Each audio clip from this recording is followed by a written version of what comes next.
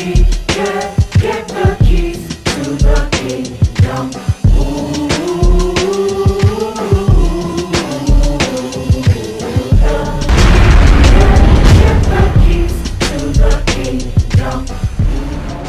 Come on, look at somebody, tell them, say, break up your fallow ground. You may be seated. Break up your fallow ground and sow not among thorns. When I read this passage in the Holy Manuscript, I realized that our ancestor Jeremiah, this prophet, preacher, has already in chapters 1, 2, and 3 laid down the case against Israel. And we've been preaching this for a while. We've gone through every chapter. Now chapter 4. He laid the case that Israel has already played the harlot. And her sister Judah is as treacherous and even more treacherous as she is, going after strange gods, who is called in scripture strange lovers. For adultery is used here to describe the relationship that the children of the Most High Yah, who are supposed to be symbolically the very bride of Yahuwah, we find them having turned their back on the Most High Yah and their faces toward idol and false Elohim, false gods. When we look at chapter 4, verses 1 and 2, on the last Shabbat, we discovered that there was a call from the Most High to the 12 or to the 10 tribes of the north that were called Israel, that they would come back and turn away and put away their abominations and come back to Yahuwah in truth, in judgment, and in righteousness, so that the nations would see the glory of the Most High Yah. But then today we see the prophet speaking to Judah. That's the tribes in the south, made up primarily of Judah, Benjamin, and of course some of Levi. And he begins this passage, and I'm really going to read a lot to you today, more than I normally read, but I want you to understand this message in context, and I have my 2 little 3 points, and I'll be out your way. But he begins this passage by saying, "Thus say Yahuwah to the men of Judah and Jerusalem, break up your fallow ground,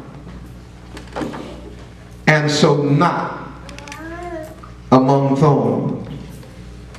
Circumcise yourselves to Yahuwah, and take away the foreskin of your heart, ooh, you men of Yehudah and inhabitants of Jerusalem, lest my fury come forth like fire and burn, that none man can quench it because of the evil of your doing."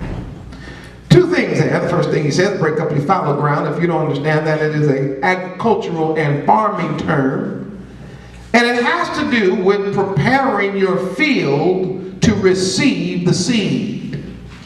Somebody say, preparing your field, to receive the seed. This is not a matter of simply going out in the field and breaking up the soil with a pick and then walking away. No, no, no, no. This carries the idea in the Hebrew thought of actually taking a plot of ground and breaking up the hard pan, moving out the stones, and then creating rows or furrows whereby you could then plant seeds, which the seed is the word, into the soil that will produce a harvest, or allow the crop to produce a harvest, some 10, 20, 30, 60, sometimes even 100-fold. He says, here is the problem. He says, this people are unwilling to break up the fallow ground.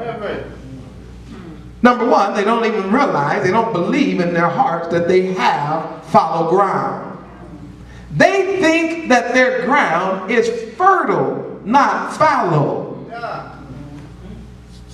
But the reality is, the Most High is trying to share with them, your heart, that's where I'm going with this, is like that fallow ground. You think it's fertile, but I'm telling you, it's hard pan.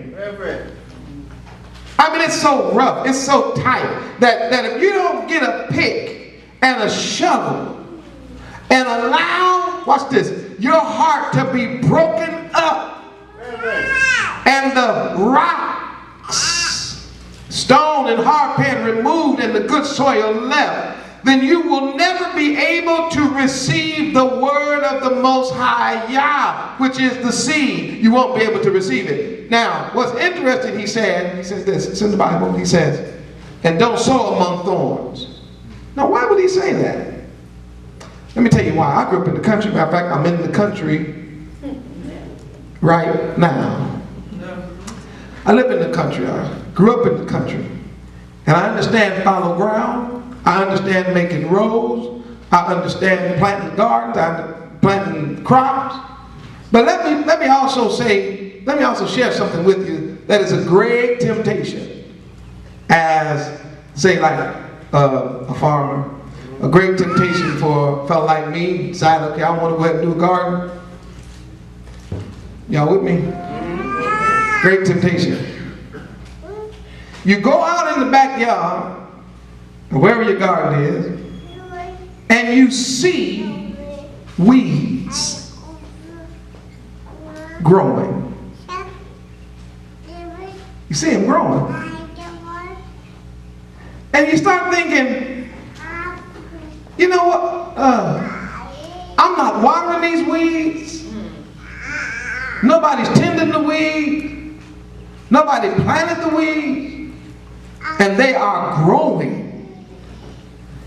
Why not just take the seed and throw it in there with the weeds and go on back in the house? The temptation is to be lazy. That's the point. And not do the necessary task of getting rid of the weeds and getting rid of, matter of fact, I had a fellow tell me they call it pre-emergent. He told me, he said, not only do you need to pull up the weeds you can see right now, but you need to apply what's called a pre-emergent, which is, it's a soil conditioner that actually kills the seed roots that are still underground. It is a great temptation, I'm telling you, to not do the proper preparation before you plant.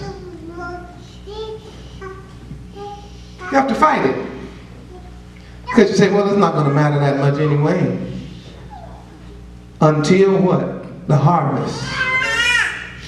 During the growing process, what you're going to discover is that your weeds are not just pretty plants that can survive harsh conditions, but you will discover that the weeds are the enemy of the seed. Did you catch that part? The weeds that's growing wild. Instead of you admiring how they can survive without, you didn't have to plow the ground for them, you didn't have to pull out no rocks, no hard pan, no nothing, and they're blooming and blossoming. Instead of you admiring that, you need to see weeds for what they really are. They're the enemy of the good seed. You see, these thorns and thistles, we used to call them in the country, Green don't, you don't know about that. We used to call them stickers back in the day.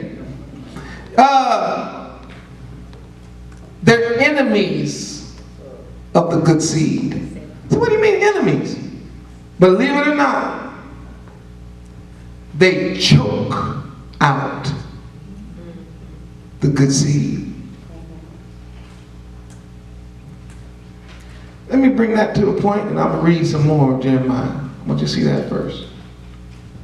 Many of us think that we can be better as Hebrew Israelite or the true children of the Most High Yah by just allowing the Most High to put His word, watch this, in our life that's already full of weeds. Oh, just sprinkle some of your Torah in here along with all the other stuff I got growing out of my heart. Just because your heart is producing weeds doesn't mean that's fertile ground. That doesn't mean that that's productive soil. It just simply means your heart, right, watch this, that your heart is housing the enemy of the word of Yah. Waiting for that seed to come so it can kill it. And may I say this to you, my brothers and my sisters, that is exactly what's going on today in the religious centers that have been spread across this great nation of ours, from coast to coast. Is what we have is a fallow ground heart full of weeds. So every time you come with the seed of Torah, trying to plant that seed into a person's heart that has already received the weeds of the world, that seed is then choked by the weeds.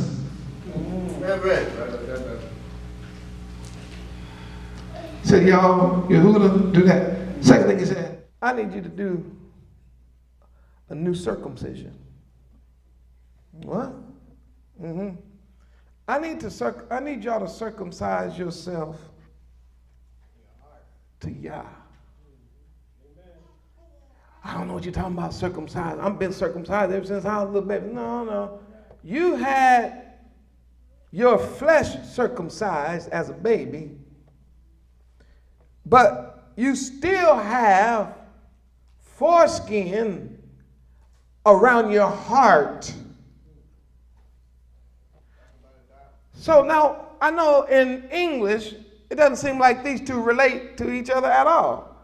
Planting a seed in the field and a heart needing circumcision. But the idea of planting a seed in the ground carries with it the same idea of planting a seed in a woman that produces a child. Plant seed in the ground, it produces fruit, plant seed in the ground. And the way the master has made a covenant with his people, that they are not to plant, I'm using the term loosely here, they're not supposed to plant in fallow ground. They're not supposed to plant among weeds. Are y'all in this room now? To prepare you as a man in your private order. It is there so that you won't, you know what I'm saying? You can stay more healthy. And so it's important that you be circumcised in the flesh for that. But Yah is saying, while you all are concerned about that, you're not realizing that you've allowed your heart to remain uncircumcised, so that you are actually keeping the filth and the diseases of the world close to your heart. And as a result, you have become defiled. I remember I was in a conversation with a brother and I was trying to explain that, and he said, so you believe that circumcision is necessary for an adult? I said, well, I believe that the Bible teaches circumcision. And he said, and he was trying to catch me because they don't believe in the Old Testament, right? They think the Old Testament has been done away with, and they said, right there, see, I got you, right there. I said, what do you mean you got me? He said, Paul said that you don't have to be circumcised, that circumcision means nothing. I said, really? I already knew where he was going. And he said, If you read Galatians and you read the arguments in the Bible, you will see that they were getting away from all that circumcision stuff. I said, are you sure about that? Because I think I can show you that Rabbi Shaul didn't make up this idea of circumcision of the heart. But because this clown had never read the Torah, he didn't know that Deuteronomy had already told us that what the Most High Yah desired was a circumcision of the heart. And in the Tanakh, right here in chapter 4, Jeremiah is saying the same thing. Not saying that Yah is against circumcision of the flesh, but what he is saying that there is a circumcision higher than the circumcision of the flesh. That is what Rabbi Shaul, the Apostle Paul, that is what his argument was, that there is a circumcision of the flesh and a higher circumcision of the heart. And if a person had to make a choice between one or the other instead of both, because you should be both, but if there was one to choose, am I in the room? Yes. Yes. You should always choose the higher one, which is the circumcision of your heart, which enables you again to receive Torah. Got me? Amen. Amen. A couple more and I'll be out your way, believe it or not. Lest my fury, verse 4, come forth like fire and burn that none can quench it because of the evil of your doings. Declare in Judah and publish in Jerusalem and say, blow you the shofar in the land. Cry, gather together and say, assemble yourselves and let us go into the defense cities. Set up a standard towards Zion, retire, stay not, for I will bring from the north and a great destruction. He's saying, everybody, get ready to run and hide. Go to the strongest cities you can find, hide out, because the Most High Yah is about to wreak havoc in Jerusalem.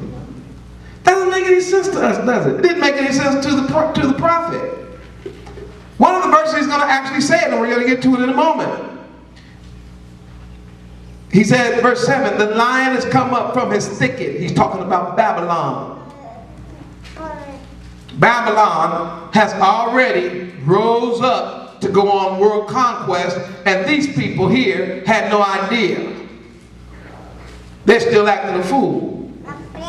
They're still sinning. They're still partying. They're still hobnobbing with these satanic feasts and fake feast days. They are still gluttonous. They are still perverted. They are still unclean because they have no idea that right around the corner, the lion, the evil lion of Babylon, has already started moving. And it's the prophet who's trying to tell the people, you don't know what you're dealing with. The destroyer has already risen up. Look at this. And the destroyer of the Gentiles is on his way. That's Babylon. He has gone forth from his place to make thy land desolate. He's on his way here to kill everything. And thy city shall be laid waste without an inhabitant. Everybody's going to be killed. There won't be any alive. And for this, gird you with sackcloth, lament and howl, for the fierce anger of Yahuwah is not turned back from us. You know how people say, oh no, especially the folks that still, caught up in some of these man-made religions. Oh, the Lord would never let anything happen to us good standing Americans, for we love our flag and we love our country and we love our troops, and we love our Bibles. Oh, really? So you think that the Most High is no longer in the business of executing judgment in the world. You may not want to hear this, but I'm going to tell you anyway. The lion has already stood up and is on the prowl. And America is next on the list. And the Most High is going to allow it. And there's nothing that you're going to be able to do. He said, repent. You can cry. You can howl. But the truth is, Yah has already made up his mind. I used to say this often, I'm going to say it again. If the United States of America was a ship, she would be called the Titanic. Because she believes she's unsinkable. She believes that she's invincible. She believes that she will always be afloat. But one of the most powerful lines in the whole drama of the Titanic is when they bypassed the bypassed the captain and went to the engineer. The captain kept saying, oh, we all right. The name is Titanic. We're unsinkable. And they kept asking, they said, Captain. So-and-so, he said, we all right. He's the captain, right? So he's got everybody calm. He tells the band, keep on. Just keep playing. Just keep playing the music. Tell the guests, sit down. Everything is all right. Don't disturb it. This is the Titanic, and we're on our maiden voyage. We're going to make it. But do y'all remember what happened? They bypassed the captain, went to the engineer, explained to him what happened. He pulled out his papers, looking at his papers. He said, where's the damage? He said, it's here, right here, right here. He said, call the captain. Y'all remember the movie? Based on a true story. They go get the captain of the ship. He meets with the engineer. And the captain told the engineer, he said, this ship cannot sink. And the engineer turned back to the captain and said, Captain, I designed this ship. And with all due respect, sir, I need to tell you, she can sink. Hold on. And she will sink. America thinks that she can't sink. But she's already gone past the point of no return. It just takes a little while for the water to fill up certain compartments until you're going to start, watch this, and it's going down. It's already under. There's just parts of it still sticking out. And instead of the preachers trying to tell the people, instead of them telling the people that the only hope is a return to the Most High Yah in sackcloth and ashes and in prayer, the people and the preachers are rearranging the deck chairs on the promenade. They're talking about, I don't like that song that the band is playing. Instead of the preachers sounding the alarm, They're saying things like, who ordered that champagne then? And should we drink red wine or white wine or grape juice? Are y'all in the room with me? Jeremiah saw the pending doom on Judah, and it messed him up. I'm going to skip down some verses. Go down to verse number 19. He says in verse 19, my bowels, I can't hold my peace because of what I heard. What did you hear? I heard the destruction. I thought, it's right there in verse number 10, he said, I thought we were automatically protected forever with the Most High Yah.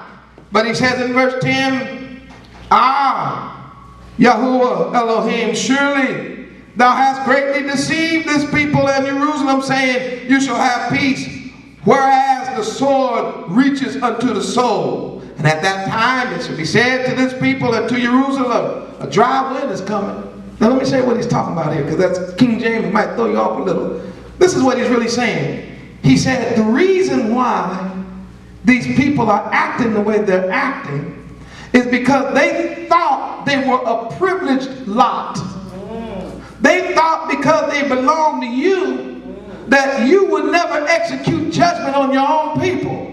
In other words, these people forgot the Torah because Moses said point blank that Yah told him that if you go in the land and start acting like the heathen that are in the land, that the land will spit you out of it, just like, watch this, just like I am driving the inhabitants out of the land right now. America thinks because they are the land of the home of the free, whatever they say, the land. Y'all land of the free. Oh, we not going nowhere. But here's my problem. Where's the preachers that are feeling the urgency of turning people back to Torah? Where's the preachers that's feeling it in their heart, in their stomach? No, the only thing we're feeling is, are we going to be able to get that next car? How big is my anniversary? Who's coming to my next spare ribs and pig feet fest? Oh my God. We want to know, did they make enough chitlins for the chitlin strut? We got birthday month coming. All the while, America, their nation and their people, like the engineer said, not only can she sing, she's gonna sing. I hate to be the bearer of bad news, but the wind is coming. And this wind is not here to help you winnow. I know that's another Hebrew phrase. See, the Hebrews like the wind to blow because they live primarily off of wheat and barley. And what they would do is they would break the wheat, they'd get the wheat from the ground, they would bust the husk, the seeds, and then they would throw the seeds up in the air, and the wind would catch the husk and blow that away, the chaff, while the seed part would fall back down. So you wanted the wind. When the wind wasn't blowing, that didn't work.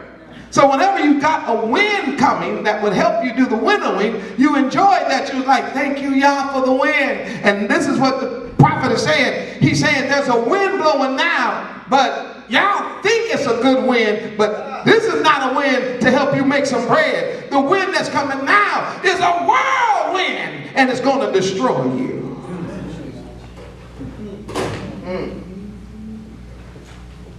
And nobody is saying, woe is us. Verse 13.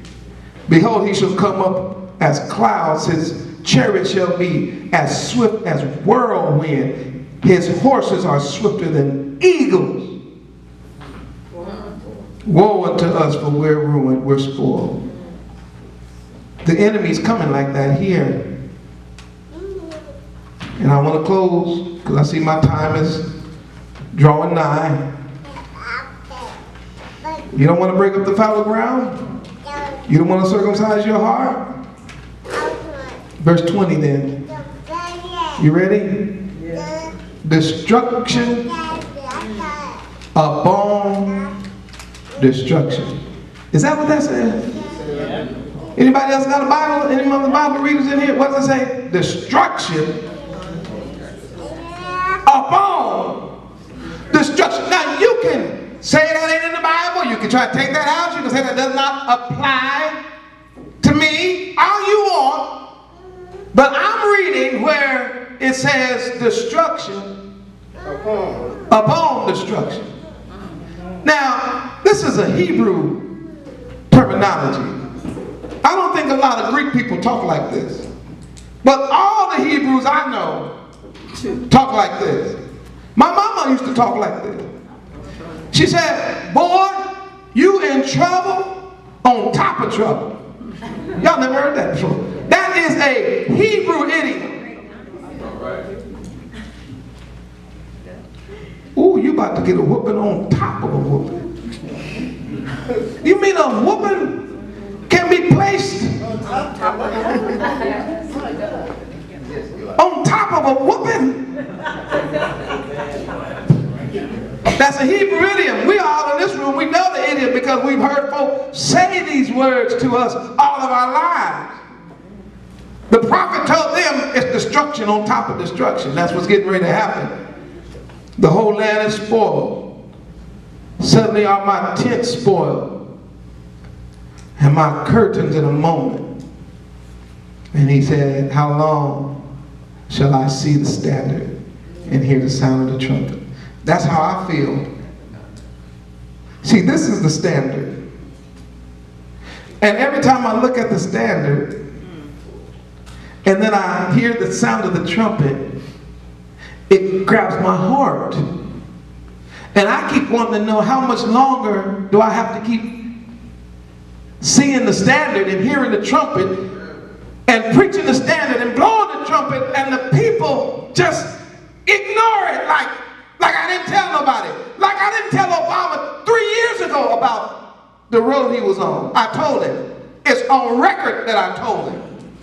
And they got the record. They got the video. Don't think for 1 second they don't have it. I told him you're on a slippery slope. Some of y'all was in the room when I told him. Put it on video. And I told him right then, you have to stop this. You are moving the country toward destruction on top of destruction. Have you ever heard of a place called Sodom and Gomorrah? I told them. You know how many years I've been hollering? Over 30 years. When Obama was running for president, he had me on the phone. Conference call. You don't think he got my number? How you get on a conference call with me and don't have my number? CIA don't work like that. The FBI don't work like that. Anytime the president talks to anybody, they have a record of it forever. But not one time did he call and say, before I do this, before we go in this direction, can me and you just have a talk so you can show me in the scriptures whether or not we are being consistent with Torah and the Most High? And if he didn't want to come himself, he's got cabinet members. You know, everybody knows me. They all got my number. They know where I live. I'm on YouTube. I'm on Facebook. I'm on every place. Not one.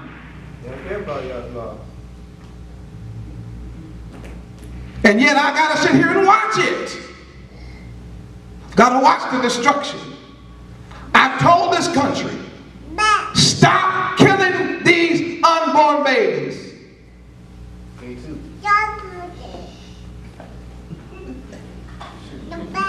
And they kept doing it.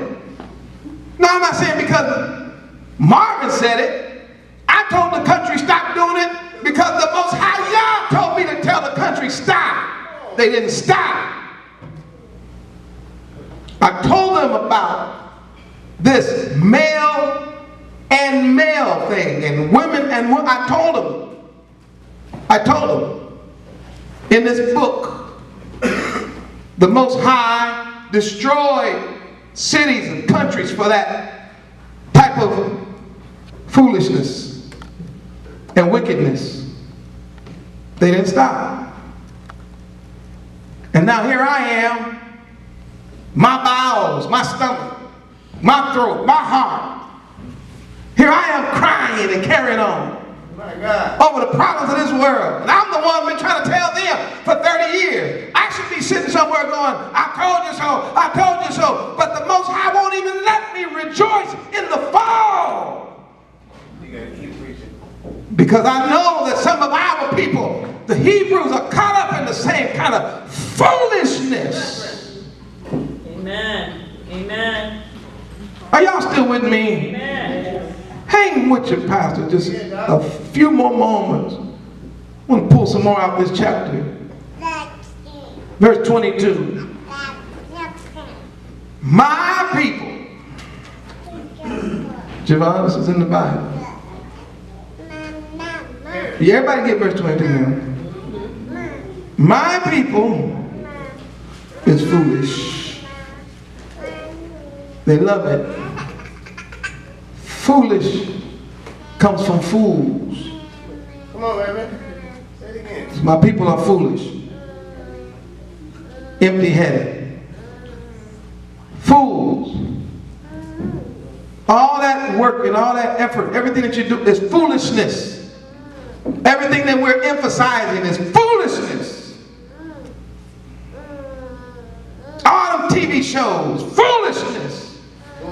Wives of LA and Atlanta and all that foolishness. Jerry Springer and all that garbage is foolishness.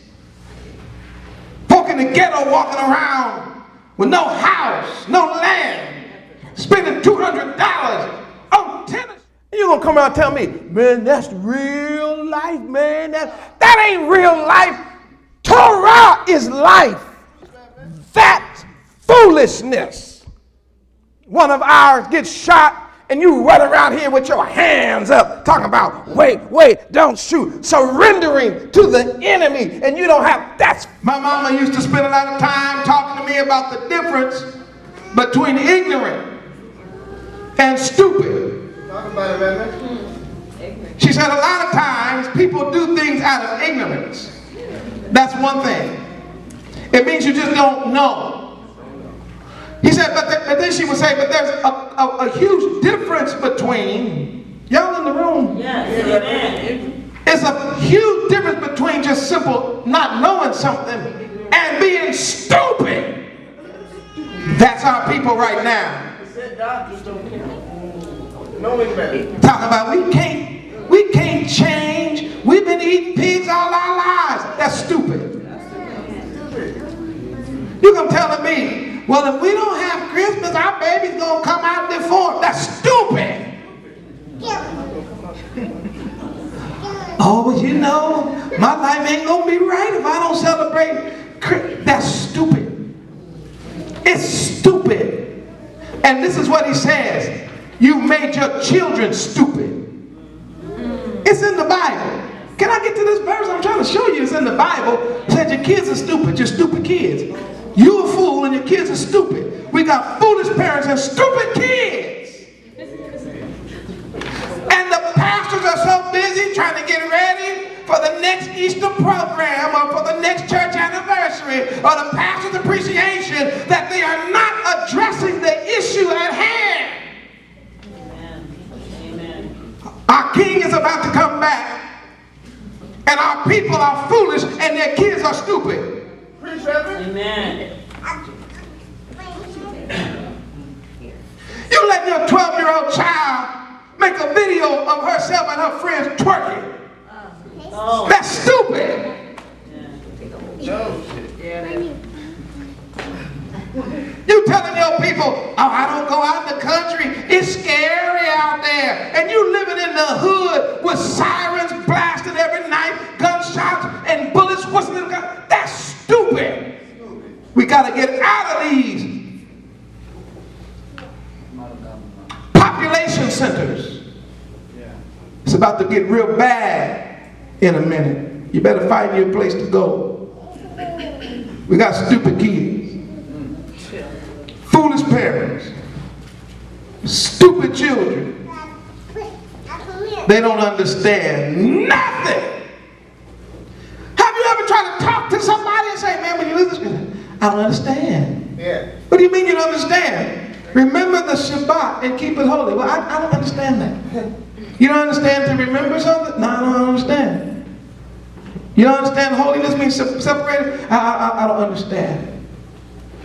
I don't care. You try to tell somebody, hey, we have to assemble together in these last days, especially around Passover and other. I don't understand that. Oh, here's what they say to me now. They say, well, you know, Rabbi or Pastor or Moreh, they say, you've gotten too deep now. You're just too deep. I don't understand. No. Stupidity, watch this, will always lead you to no understanding because you're choosing to be stupid. I can't learn Hebrew because I'm too, you're stupid. What are you talking about? Do you know your ABCs? Then you can learn alphabet, get without a head. Vav, Zayin, Ket, Tet, Yod, Kaf. Y'all, what are you talking about? We free, still acting like a slave is stupid. Amen. I don't understand how you think we could be related to these people in this book. I guess I just won't ever understand it. You're stupid. And you're foolish. It's not hard to understand. The Hebrew people got ran up out of the Holy Land in 70 AD when Rome came and sacked the place and they scattered all over the world, and some of us ended up on the west coast of Africa where we ended up in the transatlantic slave trade. What's so hard about that, Zion? Amen. Unless you're stupid and you ain't got no understanding. We're everywhere. That was my last. No, I had, let me see. Did I have another one? I gotta shut it down. 44 minutes here. Okay, this is it. Marika, then you can get ready. Go ahead and shut it down. Watch this. It's in the Bible, so I don't think I'm making this up. Tell me if this is not us today. I'm gonna read this last line, and y'all tell me if this is not us. They are wise to do evil, but to do good, they have no knowledge. Now you tell me if that ain't a perfect picture of the Hebrew to this very day. When an 8 and 9-year-old child can run a dope game. But couldn't point you to the book of Malachi if you put blue steel to his temple. Oh, he's wise to evil, but he knows nothing about anything good. And y'all in the room, did you catch it? That's us. Everything about us now is evil. We're so smart in everything that's stupid, and we are ignorant in everything that's good, righteous, and holy. I'm not just talking about the drug game, I just use that as an example.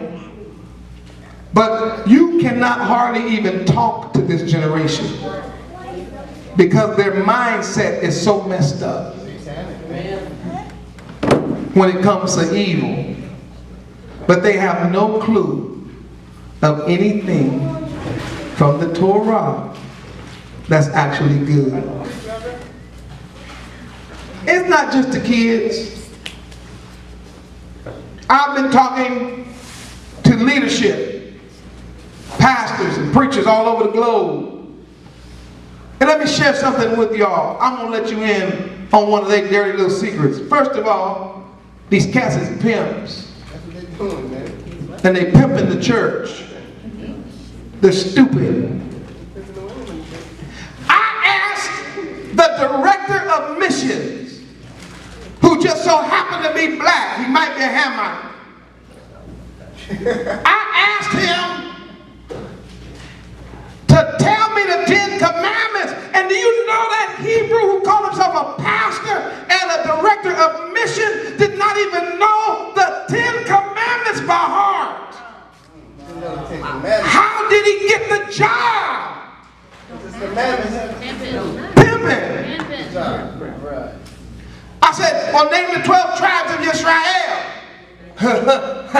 Okay, man, you got me. You got me. What do you mean I got you? This ain't no I got you. I'm trying to figure out something. Who are you? Negro, who are you? You pastoring the people. Okay, so you believe the New Testament. Name the 12 apostles.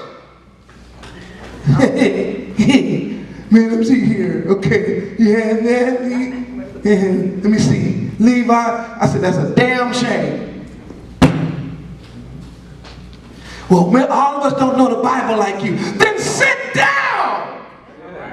Sit on the pews, man. Confess it. I've been pimping the church. I've been praying. I don't know this Bible.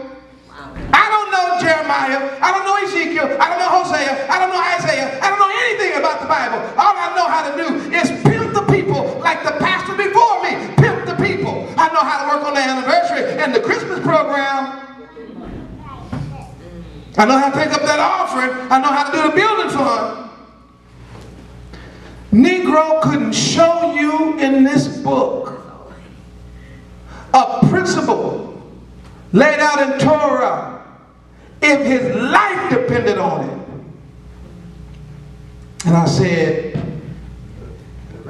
good to do, smart to do, evil, but no knowledge of good. If the preacher's corrupt and the educational system is corrupt and now the nation has gone totally corrupt, ain't no hope. Our only hope, and I hate to leave you on the down, so I'm going to give you one little word of up. I don't want to leave you down. Our hope is the return of our King. Our hope is the return of our King. And our King is Yahushua HaMashiach. And the way things are going, it looks like you and I may see his return in our lifetime. Yes. The question is, will you be ready? Yes. He died for us. He was buried for us. He rose again for us, and he's coming back for us. The question is, will you be ready to meet the King when he comes?